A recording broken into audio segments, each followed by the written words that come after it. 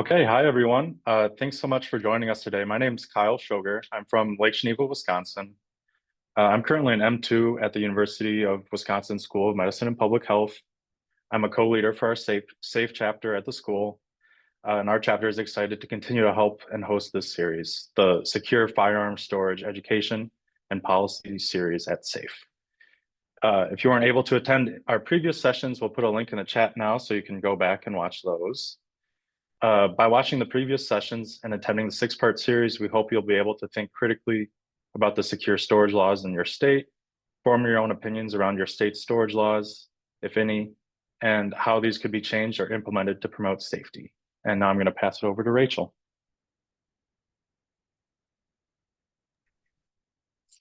Hi, I'm Rachel. I'm from Merrill, Wisconsin. I'm also a second-year medical student with Kyle at UW-SMPH. For those of you new to SAFE, SAFE is an acronym which stands for Scrubs Addressing the Firearm Epidemic. It is a nonprofit organization made up of U.S. medical students, physicians, researchers, nurses, other healthcare professionals who are dedicated to eliminating the firearm violence epidemic through research, education, evidence-based policy. In our prior sessions, we learned about Wisconsin's secure firearm storage law, comparing it to the similar laws across the US. We learned how medical students and healthcare professionals can become effective advocates for improved secure firearm storage policies. In today's session, we will discuss what steps we have taken so far to improve this important policy, and we will review progress and barriers and opportunities to look ahead to outline new steps. Hi, everyone. I'm Carson Mahant. I'm a second-year medical student at the Medical College of Wisconsin in Milwaukee, and I am one of the student leaders of the new SAFE chapter here. So we're excited to join the SAFE team. So I became interested in working on firearm injury prevention because, quite frankly, I got tired of seeing firearm injuries and deaths on the news every week, and I just wanted to learn how, medical professionals can move the needle on some of the most important social and public health issues of our time. So as Kyle mentioned, this is going to be a six-part series. It was originally intended only for Wisconsin, but has grown to include individuals who hope to do a similar series in their own state. So the overall goal is to become better healthcare professionals, to be knowledgeable and effective advocates for evidence-based secure firearm storage and child access prevention policies.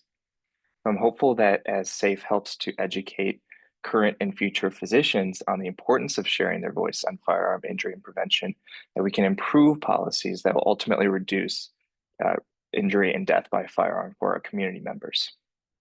So I'd like to ask everyone to keep themselves on mute throughout the presentation to eliminate that background noise. Looks like everyone is already. And then put in the chat right now what state you're joining us from today so we can see how many there are in addition to Wisconsin. So first we'll hear from Nick Matuszewski, the Executive Director of WAVE, which stands for the Wisconsin Anti-Violence Effort. WAVE is a state-based nonprofit that recently formed a healthcare coalition for Wisconsin healthcare providers and hosted a day of action at the Wisconsin State Capitol. And Nick is excited to share more with us about that event today. So after Nick finishes his presentation, we'll have Agustin Cabrera, a state legislative manager for Giffords, lead a discussion with members of the audience. We'd like to hear from you, our audience, what you may have tried in terms of reaching out to your elected representatives to discuss secure firearm storage policies. Did you get a response? If not, we will discuss what would be a good next step. And if you did get a response, how did that discussion go?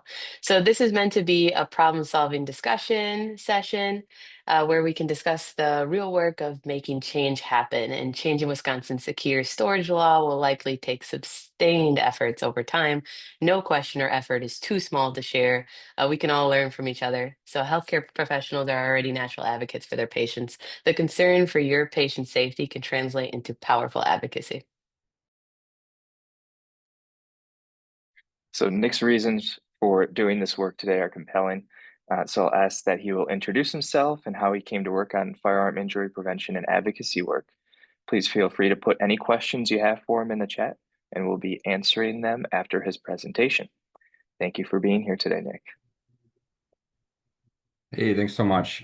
Thank you all for being here, and for those of you that are watching this recorded, it's good to see some familiar names and faces here. For those of you that I don't know or haven't met yet, My name is Nick Matuszewski. I am an attorney and I work for an organization called Wave Educational Fund.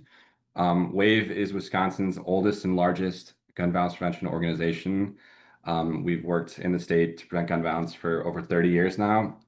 And through my role with Wave, I also have the honor of leading the Wisconsin Gun Violence Prevention Coalition, which is made up of folks working on the issue in Wisconsin, from national folks, local, statewide groups, everyone that's kind of making this a priority or an issue they care about is welcome to join the coalition. And we've really built it up over the last few years to focus on, some policies that we think are most needed here in Wisconsin to get us on the right path to be a safer state.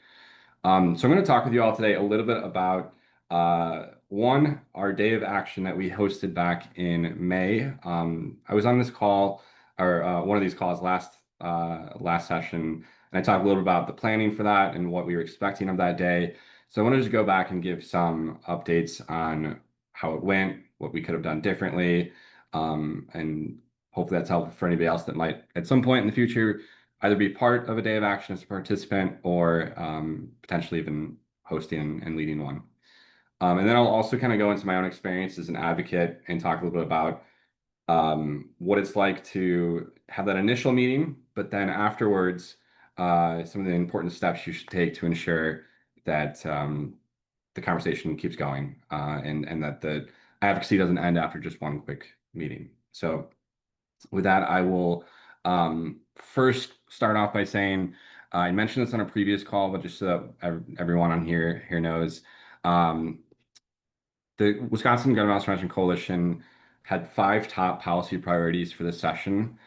These were something that all of our members came to agreement upon or on that seemed like the policies that were most needed for this moment, that there was a lot of support for in the legislature and felt like they were the right policies to push forward. So just to quickly go over those again, our top 5 policy priorities were and still remain universal background checks, ensuring that every gun sale in the state of Wisconsin has to go through a background check.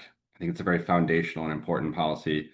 An extreme risk law to ensure that individuals who are potentially a risk to themselves or others can have their firearms removed by a court in a civil procedure. Funding for community violence intervention programs, closing the domestic violence loophole that exists here in Wisconsin. And I went through greater detail on this in prior calls, so feel free to look back at any recordings. But then also strengthening our child access prevention laws. In Wisconsin, our child access prevention laws only come into play when the individual who gets access to the gun is 13 or younger, rather than 17 and younger. We think that the age needs to be raised to match the traditional definition of what a child is, especially because we know that those kind of later teenage years are typically when you see a lot of gun deaths from either suicide or interpersonal violence. We're also working on some other secure storage policies here in the state. I won't go into great detail, but just to say that there is one bill in particular that has a great chance of passing, which is a tax exemption bill that would allow for anybody who buys a secure storage device to do so without having to pay a sales tax. It's an incentive. We've seen it work in other states. We think it could work here. And there's just so many other policies. So if everybody is interested in this, I'm happy to connect afterwards. But I'll kind of get to the meat of what I want to talk about today, which is our advocacy day and how it went, and some takeaways.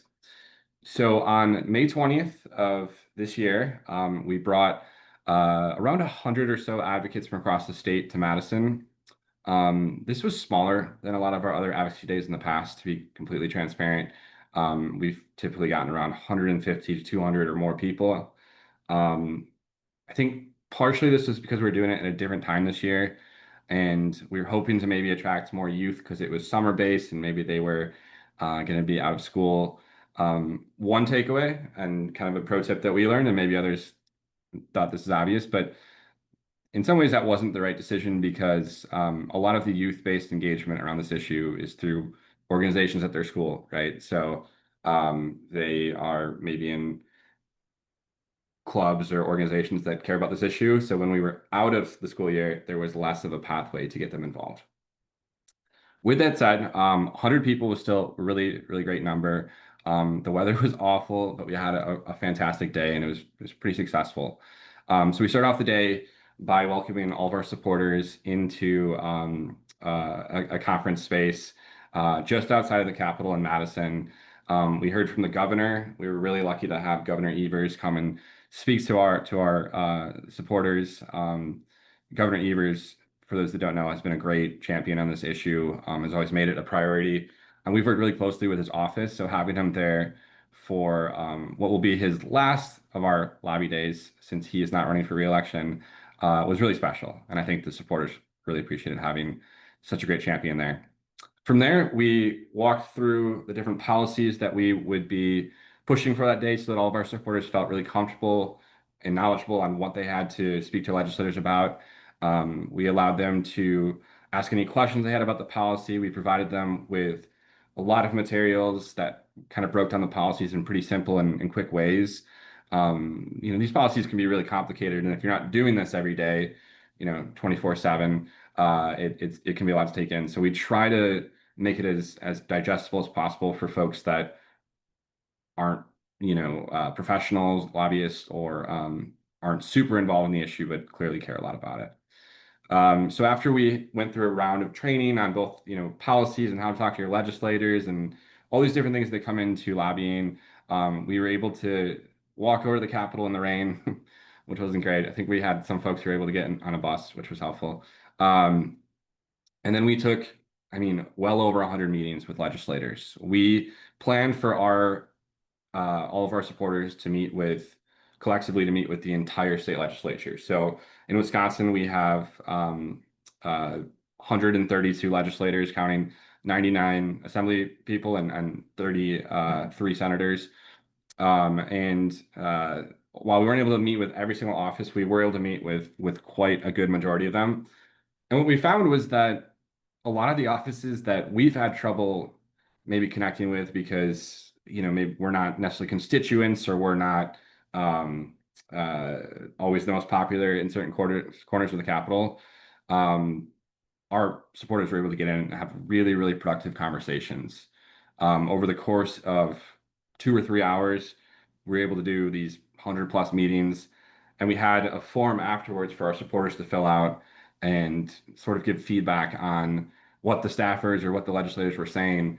And quite frankly, we were really, really pleasantly surprised with a lot of the conversations. Some of the offices who we have sort of seemed to not really have a great connection with in the past or didn't feel like they cared a lot about this issue made some comments about bills that they actually would be supportive of. And it really kind of changed what our strategy looked like for the remainder of the session. Since then, we've followed up with a lot of those offices. We've had really productive conversations, and we're not quite there yet with some of them, but we're pretty sure that a few of them are going to sponsor some of the bills that we're still hoping to champion the rest of the session. What we heard from our supporters who went to the day of action was just that this issue means a lot to them, of course, as I know it means to everyone on this call or everyone who's watching the recording, but that it's so hard when you're not part of an organization that has kind of access to legislators to get these meetings and to not just get these meetings, but sort of do anything with the information that you gather afterwards, right? Because if you're just, a small group or an individual and you're not in a coalition space and you don't have backing from larger full-time advocacy groups, you might go to a meeting and get some really solid information, but then what do you do with it, right? You need to have that space where you can collectively share what you've gathered and ensure that it's being brought to folks who will, take the time to follow up on those conversations. So that's sort of the long and short of the advocacy day. I'm already probably going over here, but just wanted to say it was a fantastic success, even though the numbers were a little bit low. And we're really excited to have a follow-up advocacy day. It's a little plug here on October 21st, so just a little bit over a month away. It's being primarily led by Moms Demand Action, which is a coalition partner of ours, but the advocacy day is through partnership with the entire coalition. So it's going to be a really cool day. I'll put something in the chat here if anybody wants to attend that. And I'll just end by saying a couple of my personal pro tips on how to follow up on next steps for advocacy after that first meeting that you take. So the first and maybe most obvious piece of advice I'd give is follow up quickly. You're going to want to send like a thank you email or follow-up email, whatever that might look like, within about 48 hours. Obviously, if it takes longer than that, it does, and don't just say, okay, it's been 40 hours, we're not going to send follow-up. That's not how it works. But these offices take so many meetings a day that if they met with you 5 days ago and they're getting an email now, they're likely to have forgotten half of what you all discussed. You got to stay on their radar is the point of it. One thing I'll do sort of is like a pro tip that I don't know if others do this, and maybe this isn't even really good strategy, but I'll usually find a way during the conversation to ensure that there's a means for following up substantively. So if they ask me a question and I know the answer, but I just want to make sure I have something to follow up on, sometimes I'll say, that's great, I'll look into that and I'll get back to you. So that's just a little pro tip that gives you something to actually send in your follow-up email saying, hey, I looked into this question that you had and I want to give you these resources to provide an answer. Shows that you're following up, you care, you did your homework. So it's a good thing to build in there if you don't actually have anything there. So make sure you just keep reinforcing your ask over time. You got to keep up the reaching out and keeping them informed if there's new research or polling or anything like that. Just make sure that they know about it, that they're aware of different updates on the bill that you might be pushing for. Another thing is just to try to keep it local. Legislators are always going to want to hear from their constituents. So if you're a constituent, great. If you're not a constituent, try to find one that is and invite them to subsequent meetings. And with that in mind, it's also great sometimes to just invite legislators back to their district to attend events, whether it's personal events or if it's somehow related to the bill that you might be pushing for. So, and then just two more is that this is about relationship building. Anytime you're talking to a legislator, it's all about relationship building. Don't look at it as like transactional. Don't look at it as you're going in there to have like a debate. It's really you're going in there to make a relationship, ask them what they want to see done around the issue, and perhaps the bill that you're pushing for isn't what they want to do, but perhaps they'll push for a different bill that at the end of the day would accomplish something similar or address this issue from a different lens, and that's okay too. And then the last thing is just like I was saying earlier, make sure you're working as a team. So when you do get information from these legislators, try to go back to a coalition space if there is one in your state. If there's not, try to form one if that's possible, and ensure that you've got partners in the work that can sort of take the information from there and help you moving forward, because we can't do this alone. I mean, coalitions is how we're gonna solve this issue. I think it's really important that everyone try to find a coalition if you're not already part of one. So I don't know how I am on time, but I think that's about it. So I will pass it back to our facilitators. Yeah, thank you so much, Nick. We definitely have time and time for questions. So if anyone has any questions for Nick, please put them in the chat now. We pulled some out already from the chat that I can read to Nick. So what can healthcare providers do to share the urgency for the need for a strong statewide office of violence prevention with our lawmakers? Absolutely. So for those of you that don't know, the governor at the beginning of this year did sign an executive order ostensibly creating an Office of Violence Prevention at the state level that will coordinate the work that Office of Violence Prevention leaders at the local levels across the state are doing. And just as an aside, they're doing incredible work. I was actually just on a meeting with all of the directors right before this. But their offices are in dire need of funding.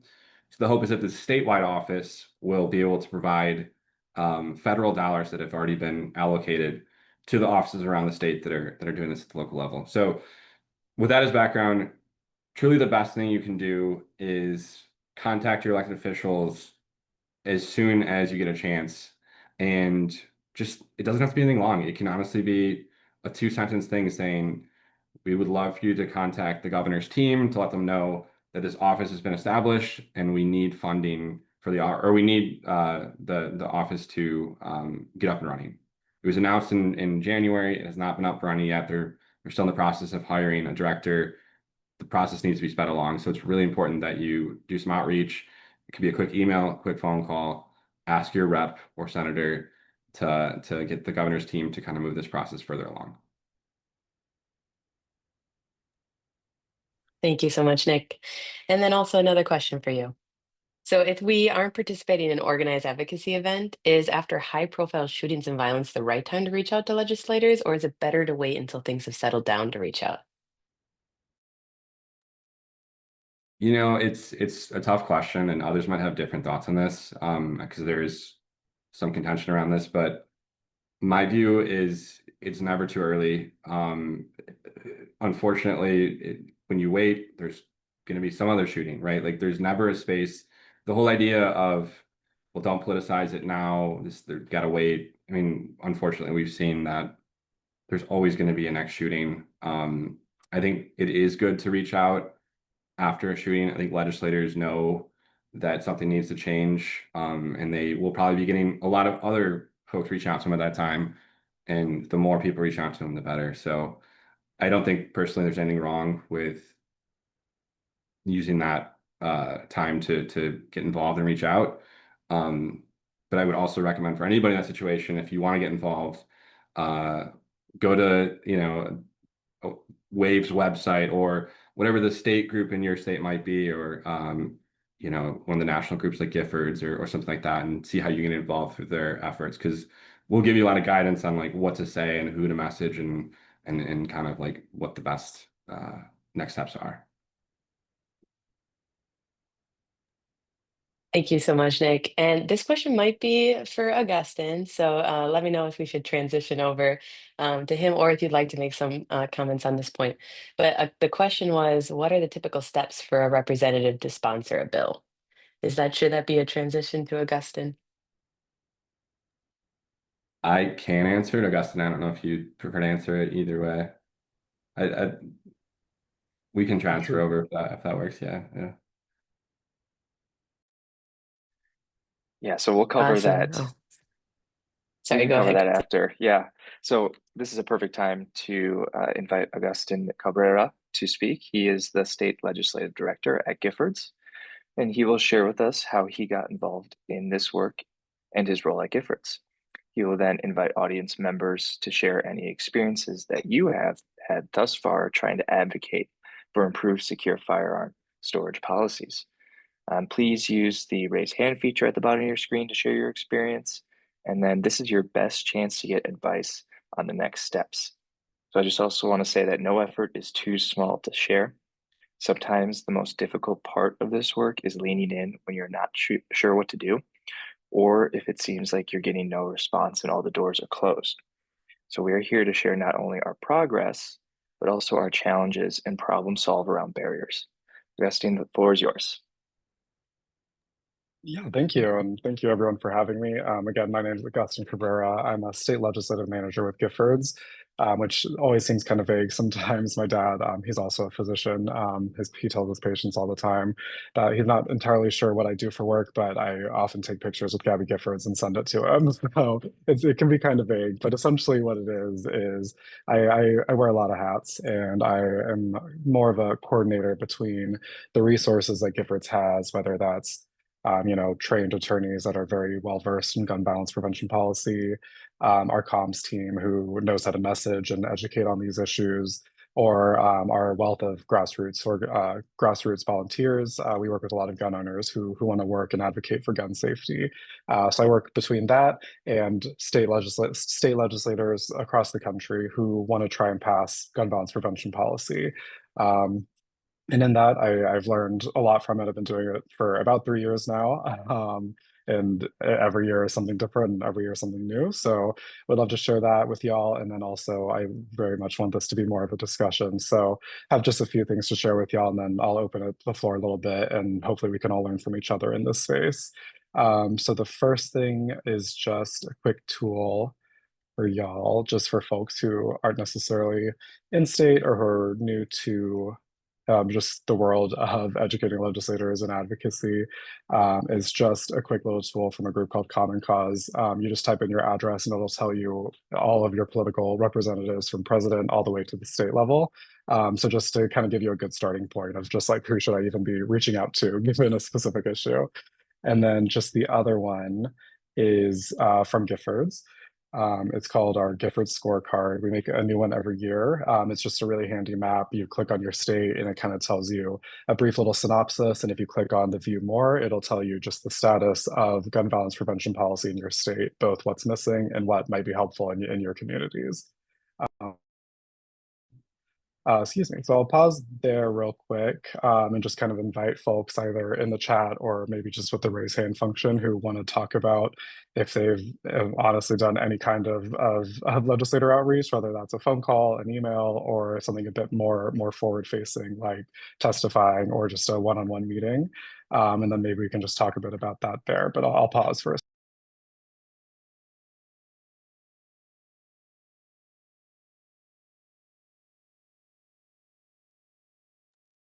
If not, no worries. I have plenty more to share, but just in case. Okay. Hey, do know that Agustin. I do know that we have a few people with us, I think, who were part of the Wisconsin Day of Action. And I also believe that there's people on the call who have met with legislators in their own state and just to encourage folks to speak up and not be shy.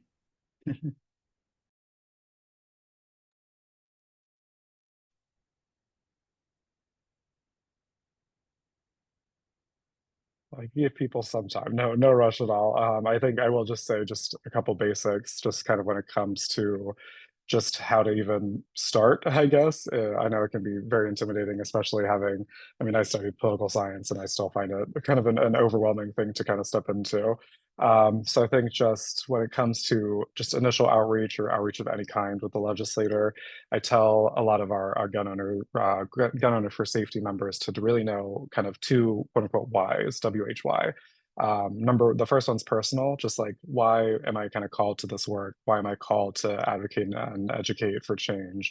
And why is my voice or my experience or my story helpful and informative to the conversation? Again, that's personal. I think it takes a little time to just think about what's calling you to get involved and what from your own experience, especially as medical professionals, that you can bring into a given conversation. And then the second one is more practical. It's just what am I asking for? Why am I here talking to this legislator, and what am I needing from them? That can be please support this bill.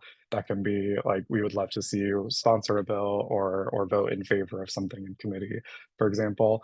I find those kind of just help ground a conversation. Again, it can be a little overwhelming coming to a legislator or speaking on a committee. So kind of before you get there, just grounding in why I'm here and what can I bring to it really kind of help lessen the anxiety a little bit and help just help focus the conversation a bit more directly. I think from that, when you're actually speaking to a legislator, there's a few do's and don'ts. Of course, being courteous, making sure you're sticking to your own message and not trying to feel like you have to be a policy expert, or is an important thing to remember. And then just making sure you're not treating it as a debate. I know social media really makes politics seem like it's a very debate forward, argument forward kind of realm, but when you're actually in the state legislature, it very much isn't. You know, these legislators do want information and they do want to hear from you, their constituents, and from you, medical professionals who have expertise and some valuable things to say about this. I'll pause. I see Susie, you have your hand raised.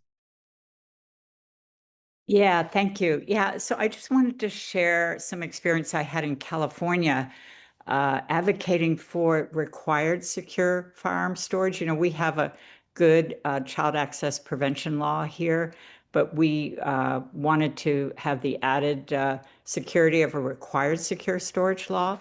And it took a long time talking to local representatives and others. And I guess that was my question. What are the steps to get them to decide to put forward a bill? So there was a lot of conversation, honestly, over a year. And so I was kind of wondering what was going on behind the scenes.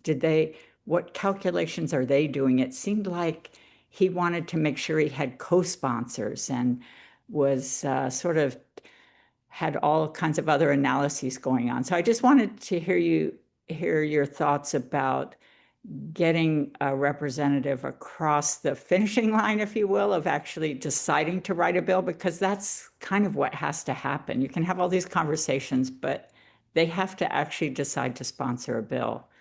So if you could speak to that, that'd be great. Yeah, for sure. So the shorter, more annoying answer, I apologize, is largely it depends. I think legislators are doing a number of political calculuses in their head as they're kind of taking in potential priorities for the year and deciding from that. But also, a more nuanced answer for you, I think it really is a matter of demonstrating political will for a specific bill in district interest is a big one. And then just sometimes a sponsor or legislator isn't confident in their ability to actually champion a bill or speak to it with an awareness that it often requires. So I think, at least from Giffords' perspective, as we're kind of getting ready to introduce some policy priorities or reach out to legislators to see what they might be interested in working, it very much is a first step of just showing what it is, what the information is, and what it kind of looks like in practice, just to give them a good view of what the issue is, what our proposed solution is, and then going back to those whys, like why it matters to the conversation. I think that helps provide a solid basis for a legislator, and then helps them kind of start building the argument in their own head for why they want to be doing it as well. I think, again, having folks in districts, but also just in the state at large, reaching out and expressing interest is a big one.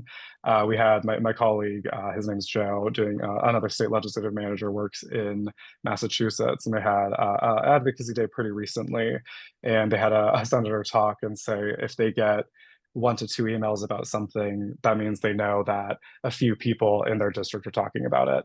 If they get 3 or 4, it might be something they need to pay attention to. If they get 5 or more, that means the district is a buzz and they need to take a look at a situation. So honestly, those like small emails and those small phone calls are hard data for legislators, and it often feels like to a point earlier that was made that it might feel too small, but it truly never is. Like none of this really happens in a vacuum and really continues to push it forward. So I'll pause it. Let me know if I'm happy to elaborate on any part of that.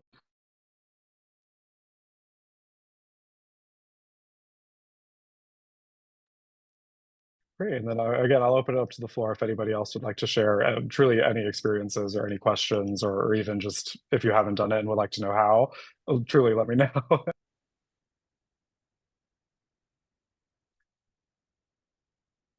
So we had another question here. When contacting my lawmaker, is it best to schedule a private appointment, or is it best to call and test the waters first?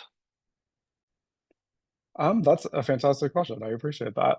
I think it depends. I hate to keep saying, but I think it depends on number one, your comfort level, and number two, kind of what the goal and the ask is. I think a lot of the times if the ask is mostly please vote in favor of a bill if it's coming up in a committee or in the Senate or House floor, I think doing a quick phone call and an email are great, just because staffers will always log those. Like every staffer will pick it up, have a conversation with you, and once they hang up, it'll go in a legislator's like bank of phone calls and requests. So if they look up like safe storage, for example, they'll have a list of phone calls or a list of emails that requested support on a safe storage action. So I say that just again, helping kind of build that demand or in district demand for a legislator is always super helpful. However, I think in-person meetings, especially as a medical professional, can go so far for just validating an issue and a solution. Like y'all's voice and y'all's experiences as doctors really go much further than you would think in these conversations, just because again, legislators aren't policy experts and can't be experts in every single way that gun violence can intersect with everything that it does in our society. So having y'all come in and say, hey, I'm a medical professional and these are my concerns, or this is my call to action, really goes so far in educating them. So it's a yes and situation, but I would look into how you're feeling, your comfort with the material, and what you're asking for.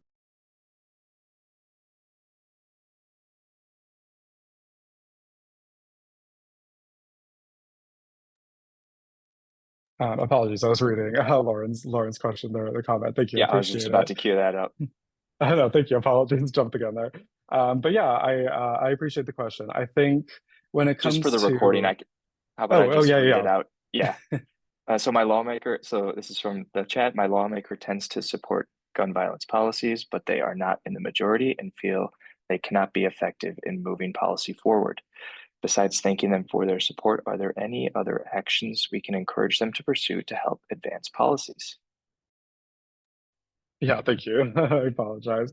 But yes, I think even just reaching out and like showing, hey, we're medical professionals in your district and we support this. And hey, thank you so much for at least trying to be a voice on this. It goes very far in helping legislators realize that there is demand and that is really, really important for legislators. But also, I think in states where they don't feel as empowered to act on gun violence prevention, it's really easy to be like, oh, like it'll never pass, or oh, there's no use in trying to go for any specific gun violence prevention policy. But I think it's important to kind of level set what a win looks like legislatively, just because as much as I would love for it to always be a flashy bill signing at the end of a state session, it isn't always. So I think being willing to even start a conversation in a state house is a win. Being willing to sponsor a bill and see it get its first committee hearing is a win, just because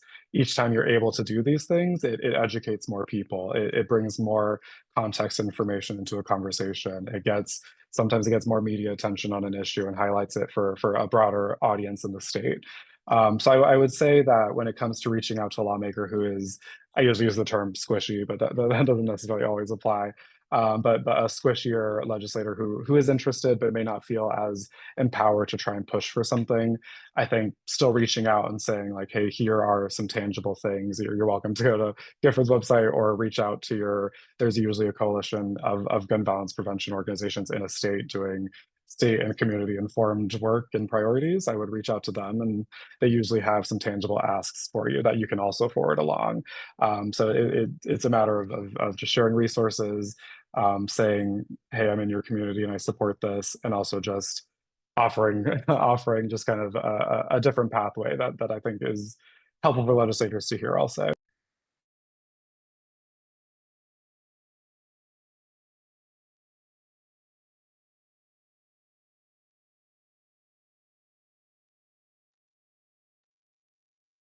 So I think just tangentially related to that, I think just when you are emailing legislators, I know it can be super, super difficult to get a response. Some context there, a lot of state legislators usually have like one or two staffers and a lot of emails that come in from their district and from their state at large. So bandwidth can be a little bit low. And I think just when you're trying to kind of get around that issue, if you can find an email address for a staffer in their office, usually it goes a little bit smoother just because they'll have either their own dedicated email or they'll be reading the full inbox and will see your email and can respond to you more directly. Susie, I see a hand raised there. Yeah, I just have another question. So, if we wanted to lean in on the secure storage law, for example, in Wisconsin, and trying to get the age raised to 18 to define a child, could you tell us which lawmakers are most likely to be amenable to hearing that? Because we have people just contacting their representatives, but we don't actually know who might be most receptive. And if we knew that, we might be able to organize people who are in that district to be contacting them. I don't know, just a thought. But if you could share the names, that would be great. Yeah, so I can't give specific names just because I haven't worked too much on safe storage in Wisconsin specifically or historically, so I don't have as much of that context. But I think looking when it comes to maybe identifying a few targets in your own advocacy, I think looking at who represents you directly is always a good starting point. But if they're not necessarily as into the conversation or they might not be in a committee that will see that bill, I think looking at committee chairs or looking at Senate and House leadership they're always strong voices for or against a policy. So reaching out to them and just demonstrating in-state interest can also go quite far. And Nick, I'm sure you have a lot more context than I will, so I'll pause and hand it over to you as well. Absolutely. Thank you. Thank you. So yeah, I mean, it's of course, uh, it's hard to say with any particular bill, what support we're going to get for it. But so far, what we've seen on the raising the age to 17 and under, most Democrats we've talked to support it.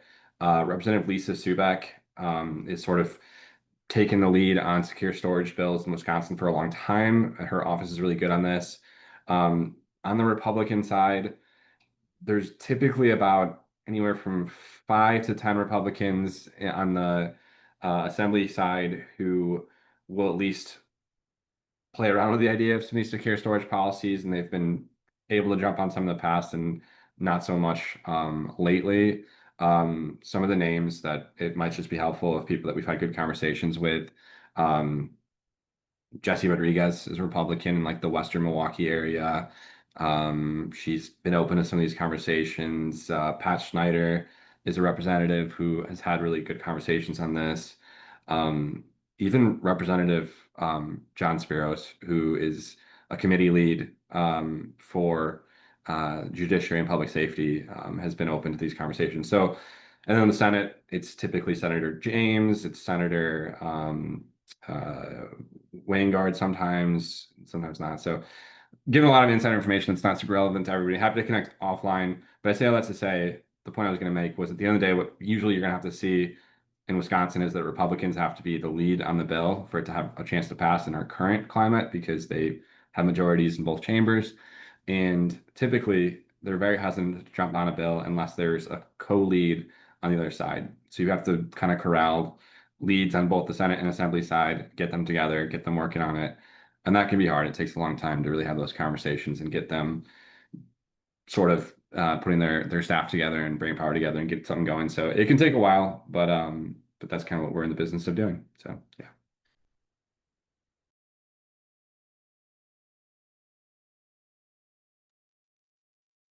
All right, well, thank you so much, Augustin.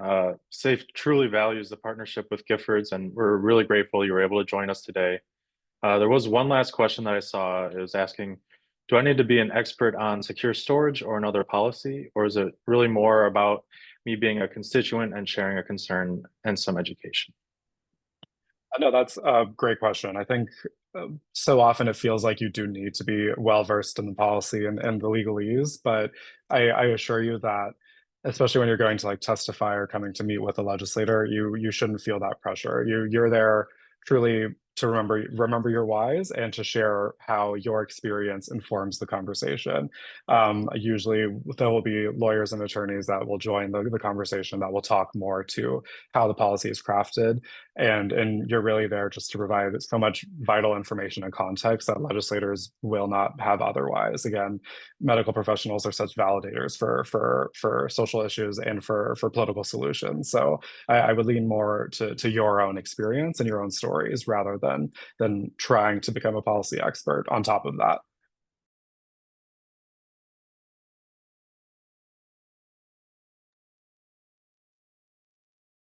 Well, thank you so much, Kyle and Carson, for co-hosting this event with Save for me with me, and thank you, Augustin and Nick and Giffords and Wave, and partnering in this work is critical. Also, thank you to everyone on this call for their great questions and just being here, ready to learn about this topic. Please consider supporting this work with a financial donation and by educating yourself around the policies in your state. Allison's going to put in some links into the chat. And otherwise, we'll stick around if you have any other questions, but have a great rest of your week, everyone. We're looking forward to staying in touch with you and addressing, in touch with you all at the Scrubs addressing the firearm epidemic, and stay safe.